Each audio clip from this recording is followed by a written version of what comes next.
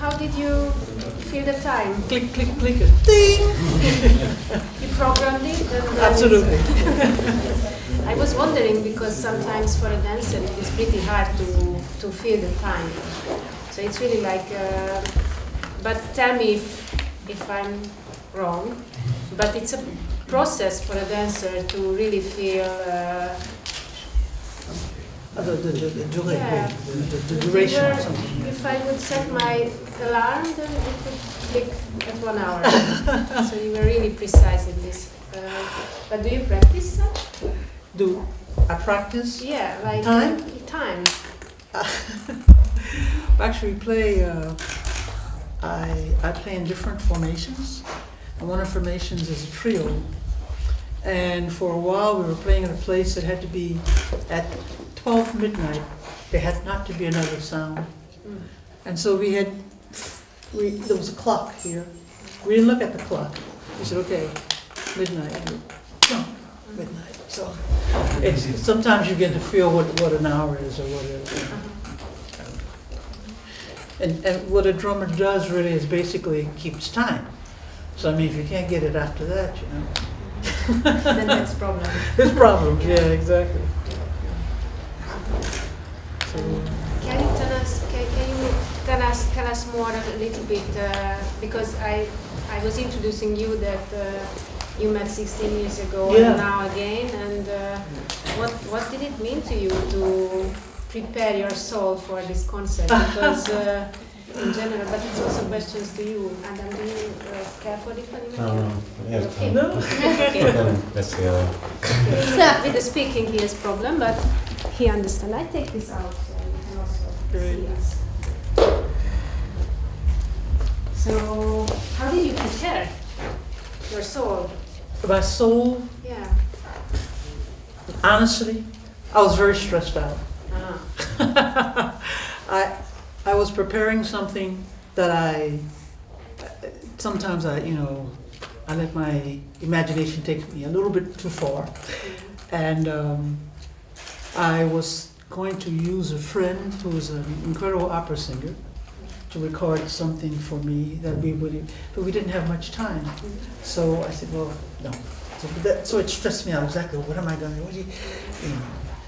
And then I thought, well, I wanted to, what I was preparing with him was also a part of this ballet. It was something new that I had not done. But these pieces that we did, in fact, we improvised through some text, on some text that was written for parts of this ballet. And I was telling Adam and Zoe that the ballet is meant to be danced. I think dance is the most direct thing for people. And I think that if there are things that will be read with no music, there will be danced with no music. I'm not a choreographer, I don't know anything about it. So. And there will be music sometimes with text, but it will all be danced. That's what I envision. So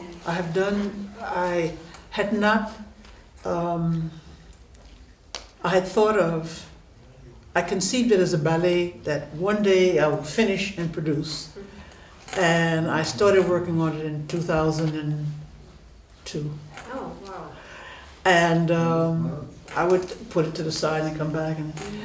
And after a while, I was telling a friend, I said, well, I haven't finished. He said, well, I said, you know what, I don't want to do things because it's a piece. He said, well, let's do it. And so we started doing it. And so since then, I've been doing parts of it. And, I would really like to see it dance. It has never been danced. I'd love to see it dance. No, because, music's not finished. So, yeah, I contacted someone who I knew, who was a nice person and everything. And, but it didn't go any further. So you was proposing this as a basic for the improvisation tonight? The text that I read tonight, and that was read there, was read or performed, was text for this ballet. And the voices that you heard, The first one, the text actually, okay, I don't want to hog the thing. You're not talking, say something. I mean, I'm just babbling. I was talking to Adam today, and I was explaining that history, we cannot escape it. And we do all kinds of things to deal with our personal history, our family history, our collective history, our world history, our planet history, our cosmic history, and we do all these things to make us live with it, and we don't really, well, it keeps changing, you know. There are some people who think that the earth is 6,000 years old, because their faith tells them that it began 6,000 years ago. But we have carbon dating much later than that, so I don't know, you know. And a part of that history, when I was in school, I learned when we read world history, there was never anything in it about lots of history. But world history was something that happened in 703, that was important, and something that happened in 11 something, and it was the Bible was invented, or you know, printed material, and then 1492, that was Columbus, and then you know there were these dates, and I always hated history because it was just these dates, you know. I just had no. It was just why, and yeah, actually, yeah, I did like history, and when I was in university, I was studying the history of philosophy. It was a course, and it became much more interesting because I began to understand what we were thinking, where we were as a culture, as a nation, as a global community, how different thoughts affected what was happening. You know, so I was like, so that's history, not these dates. Okay, so in this text, I'm babbling. In this text, that was the first person you hear reading is called Jackie Dialli. He's actually an Egyptologist, and he's lived in Paris for many years. He lives no longer in Paris. He moved back to South Africa. And he's South African. He lived in Europe for about over 30 years during the apartheid. And I asked him when I was doing some recordings of different things if he would translate this for me.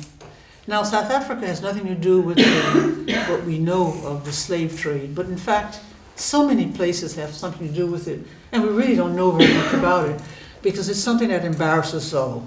We're all embarrassed by it, you know. Those who were on the slave trading style and those who were on the descendants of the slaves. No one really wants to talk about it. Say 2 or 3 things, you know. Close the book.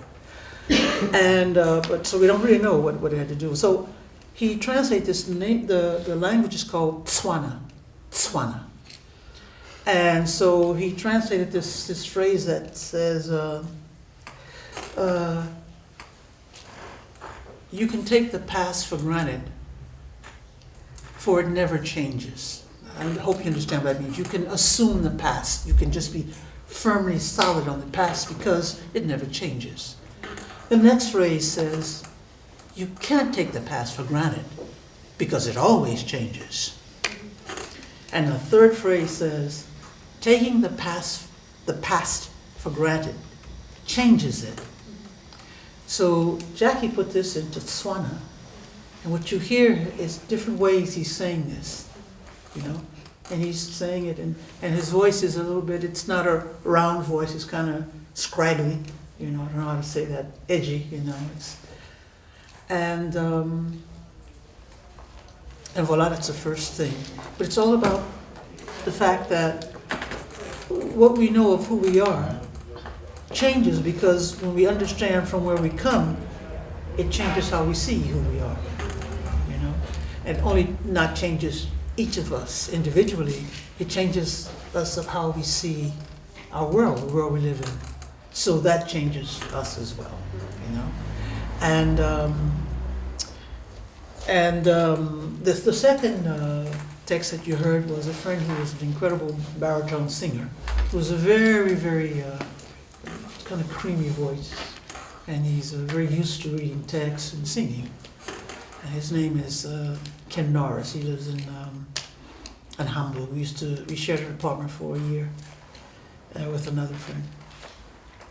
And that text is the one that I didn't read that. No, and when she walked in the room, the figure of that text is conscience. That I read the text later, and it says when she walks in the room, the air is filled with layers and layers of it, concentric rings of what has gone before. So conscience is the fact that conscious is consciousness. Okay, so. As this character, this entity of conscious walks into the different scenes of dancing, and she is with one person or another, they're aware, and then she's not there. They're unaware, but she's always aware. So those are the two things that. And later I read something about what consciousness is, and she was born in the womb. She was conceived in the womb of eternity. That's the phrase. So, did I answer anything you asked me? Too much. I'm wondering about the process, how you share, because you have you have a connection and relationship with this text, and also because of the ballet since 2002. Yeah. But how could you involve the two other musicians? Because I read the text to them, because I know them. I know them. Because you know, it's when you play with someone, when you dance with someone, you know them in a different way. When you share this thing of music with someone, you have a contact with them that it's nonverbal. It's this. I don't know how to say that. I mean, so to say I know them, I can't tell you what his father's name is, but I know that I had with both of them a very profound experience. We played for a couple of concerts here. And two in the Ludwig Museum. And there was a third one, I don't remember. It was somewhere else. Yeah. But, and we rehearsed, and then they came to Paris. And they played in Paris in a big dance, atelier, huge dance room. So I have confidence that in explaining to them what the text is, that they will use their incredible creative talents to respond to it. So that's how we prepared it. Did they change in the past 16 years? Certainly. Did you realize something? But I mean that like the years passed by and you didn't meet, and it's a question also to you guys. If you feel something different from Aldrich. Sure. Slightly gray hair. Yeah. Yes. But it's like how it is, no? Yeah. Time passes and leaves its marks. Voila. Exactly. Yeah. I don't know. I mean, it was 16 years ago, so. But we've always been talking. And you mean about that, like, you remember the time when you were performing together and you missed the time? Kind of. Or? I had for years a poster of that Oh, really? thing I lost this poster. in my room. Oh, excuse me. Someone came at the rehearsal room where we worked. Is in a building in Paris that's called Les Frigos. And frigo it's slang from refrigerator, okay? And this building was the national train company is called the SNCF. And it was called, it's a complicated name, les entrepôts frigorifiques de l'SNCF, the refrigerated warehouses of the SNCF. And so it became known as the frigo. And it was built in the beginning of the 20th century. And right after the war, I think, it was closed. It had a very unfortunate past, not the refrigerated, the frigo themselves, but the trains. Some trains were used to transport people during the war. Not a very pretty story. But the frigo closed down, and in 1980, the beginning of the 80s, a jazz musician, or some jazz musicians were looking for a place to practice. So they went in this place. Now a refrigerator doesn't need a window. So the rooms had no windows. So they would go in, they started practicing, and of course the people at the train company quickly said, no, you had to pay rent. And that's how it started being occupied by humans. And so, in our room, it's called the New Music Association, on the wall, we had posters from this. And there's a poster from this concert. And last year, I think it was last year, there was a woman who was there looking for things for a film where she was doing what you call the producing of a film, done by a man who wanted old posters. So she said, "We'll take these posters and we'll take care of them."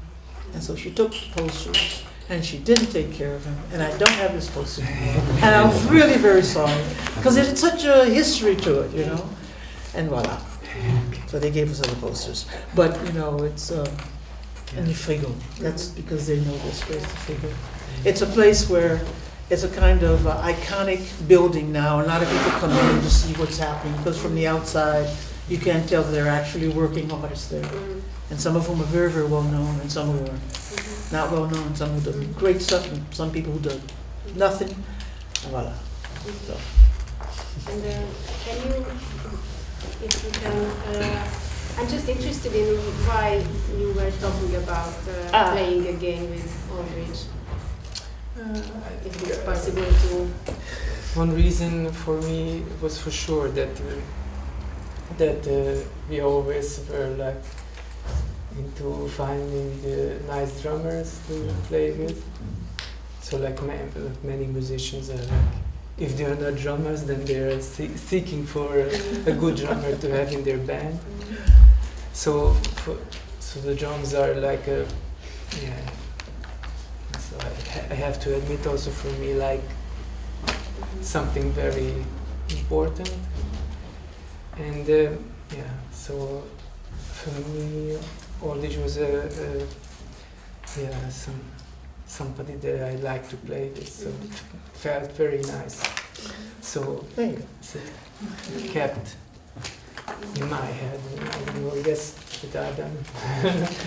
but as I remember, we've always been talking, mentioning Aldrich, you know, as somehow somebody that is kind of like crazy. Yeah, made some big impression on us. And I think I can speak in the name of Adam, but I really enjoyed this week when you were here. Oh, it was really fun. And so being back in Paris is also fantastic. So I don't know. So it was a very important memory from my side. Me too. Wow! Yeah. And I still remember the nice chicken that you made with the olives, and so it was like incredible stuff that Aldrich cooked, like a, well, how to say, like a New Orleans style. Let's say, no, I don't know. Maybe I remember wrong, but somehow it's true. This Cajun kind of thing. Right. So that also somehow stayed with me. Great. Over the years. When we visited also in Aldrich at her place. Right. We are very chauvinistic in New Orleans about our food.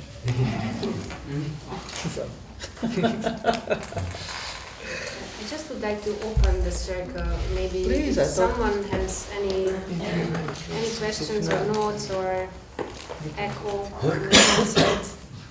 Just, it's not a must. Just I don't want to push you out from the discussion. No? You're smiling. Yeah. Okay, I have a question. Yeah. Okay. So you said that you don't have a music score, but for musicians the score is somehow the text. Am I right? For this music, absolutely. And this is the music for the ballet. This is an interpretation of the text, and this music is absolutely fresh from tonight. Okay, yeah, I understand. We listened to the text earlier, and we played a bit with it, but what we did tonight was absolutely, totally improvised. Now, there is music that I have written, real notes, and I wanted to suggest this, but it didn't seem right because we didn't have enough time to practice it. You know why? It doesn't make sense. And since I have very much confidence in these two wonderful musicians, it was a pleasure to play with them. And it, you know, voila. I hope that you understood some of the text. Yeah, I hope you understood, you know, what the words were. And, well, words are music as well. I mean, you know, when we speak, it's a... And for which instruments is the original score? I'll just say here. It says trumpet, trombone, bassoon, French horn. That's on this one. Okay, so for the ballet you will write like the whole score for the musicians, and then you will give the music to ballet dancers. And other question is, why did you choose the ballet dancers and not maybe contemporary dancers? Ballet meaning, okay, right. When I say ballet, I mean it in a very specific sense. I don't mean traditionally what we call ballet dancers. I mean that it's a piece that should be danced. That is a ballet. You know, like the Nutcracker Suite is a ballet. You know, okay, so, right. So that I had, actually, when I was trying to get some money to write this, to produce it, I tried for a few years and then, you know. But, so I had to describe who was going to be playing in this. And as I conceive it, there are 3 different groups of musicians, some of whom can be in one or all 3 groups, you know. I should say 2 or all 3 groups. One group is more, I say classical with reservation, more traditionally based written music. Then there's another group, can be also some of the same players. There's written music and improvised music, and sometimes only improvised. And there's a third group of musicians who play traditional music, because it should start with traditional drumming. And, you know, the beginning of the piece, may I go on? Yeah. The beginning of the piece, actually, you're in an auditorium, and the lights go out. And there's a recorded thing you hear. A child says, "Let me have some more." And there's a woman who says, "Now wait, you can't, things are not free. And you know, things don't grow on trees," or something to that effect. And so the child says, "But where does it come from anyway? Sugar." And then the traditional drummers start playing. And then it opens. That's the opening of the film, of the ballet. So there's an obvious, very clear reference to Africa and to Europe, you know, and to the Americas, because a lot of the music that we listen to today, and what's called popular music, a lot of it's influenced by Africa, and we don't know that it's influenced by Africa because it's made this big I see that tour around the planet, you know. You hear a lot of African musicians, some of the popular music, when they do something that's more modern, it's more influenced by rock than something like what we call funk or rhythm and blues. It's very curious. Or what's modern African drumming, it's a different thing. But for example, when you listen to salsa, you have something called a clave. Clave is, that's one way. The other way is going to it's the same thing as taken from a different point. But when you hear certain instruments that these instruments and that sound is from the indigenous people of Americas, but no one knows that. It actually came from there. And so a lot of the music has been infused with Africa and with the Americas and with Europe. And I think it would, at least for myself, it's interesting or important to know how mixed we are on this planet. You know, when people talk about people being in space or living creatures, and of course there are, I mean, you know, come on, we're not the only ones, come on. But whenever there's a contact made, they're not going to go and ask to see this one or that one. We're just human. They're just going to see us as human. That's it. And I'm going to know, well, voila, it's Romania's here, and this is, boom, they're there. With things in their heads, or no, big eyes, whatever, you know. There they are, you know, and they're dealing with earthlings. That's it. You know, maybe they think that the lizards, they're probably more intelligent, you know. But, you know, I think that there's a way for us to acknowledge all the rich history of our species that is really overwhelming. We have changed the face of our planet. And we somehow can't seem to get along with each other. Is weird, you know, or to deny that we can get along. I don't know what it is, but, you know. And this particular commerce, it was a commerce, 400 years, 380 years of a commerce where we sold people. This is really shit. Now, slavery had gone, excuse me, that's very rude, I shouldn't say that. This is really not a nice thing. And there was, the slavery existed in many, many, many cultures, practically all of them.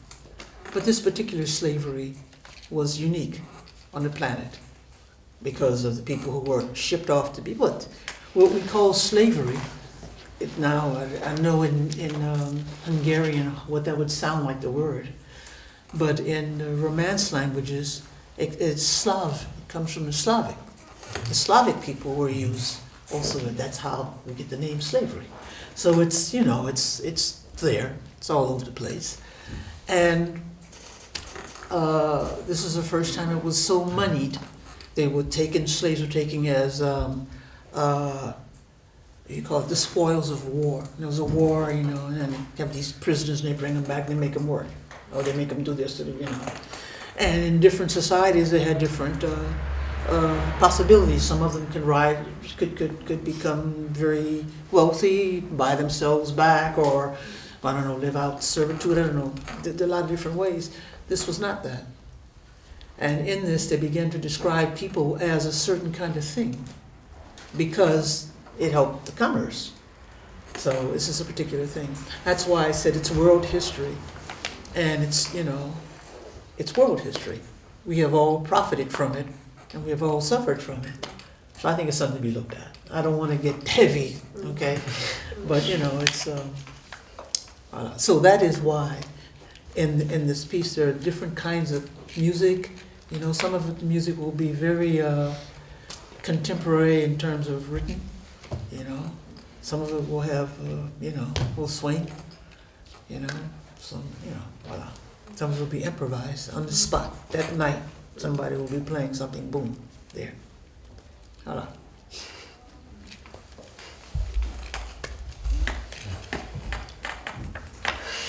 He was, no, they won't say anything. I'm just bad. Just say it. It's okay. It's okay. Yeah. I was just wondering if, because now as I'm listening to you and all the stories which is behind the whole, the text, the music, and also behind or inside you,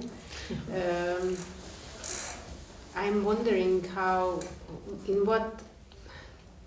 in which level did you connect to Aldrich tonight? On which level? That's a good question. The histories that I heard about Road history. on the Jim Perry's. Okay. He tell us a lot of stories. And you It use your was- imagination? And Yes, it was important for I think we definitely connected musically, let's say, if you can say something like that. And I don't know, it's, yeah, that's it. I personally feel affected to her, I mean, Yeah. so I guess it goes too, because we couldn't have forced this to happen tonight. Absolutely, that is totally true. It's already, I don't know, for me it's something that is enough. So, no, I'm just meaning that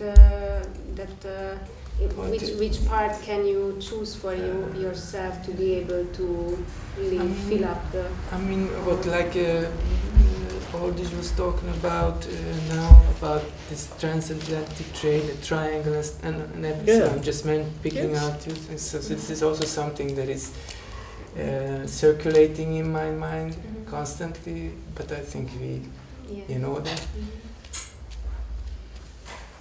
And I have to say that I also have like this, that, you know, I'm into like,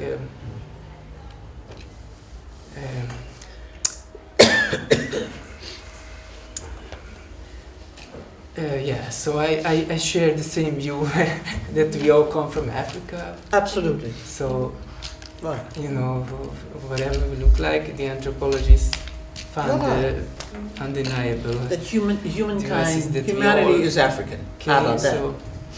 So we're all African. Yeah, you know. You know, I find it, I'm going to cut you off. Yeah. No, I find it's very interesting because people look at me. Of course, I have African in me. That's absolutely evident. But Africans are so different. Africa is huge.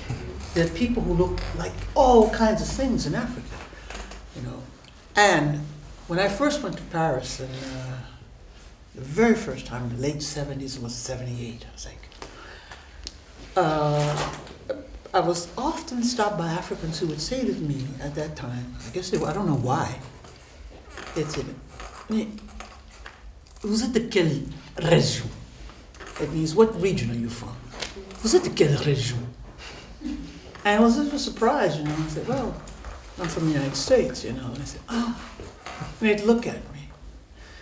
And I thought it was a very strange thing, you know, that they would look at me with this like, you know. And I mean, Africans are so varied, but there's something that I look like that is not African. And they saw that. I thought it was my clothes. But I have ancestors who are European. I have ancestors who are Native American as well. So many of us in the United States, we're the mixture of what we are. So that we are really from there. And everything that we are made up of something that came together there, you know. So, yeah. But I think also, I looked at a map of China. There was a tribal map of China. It was the most amazing thing I'd seen. Photos of different people. There are different tribes of people in China. It's huge, China. And at the bottom, there were these very, very dark people. I said, wow, I didn't know that. And these people look so different. But when we think Chinese, we think of one thing. you know, and we are all related. I mean, that's how it is, you know, we have to get over it. That's how it is, you know, yeah.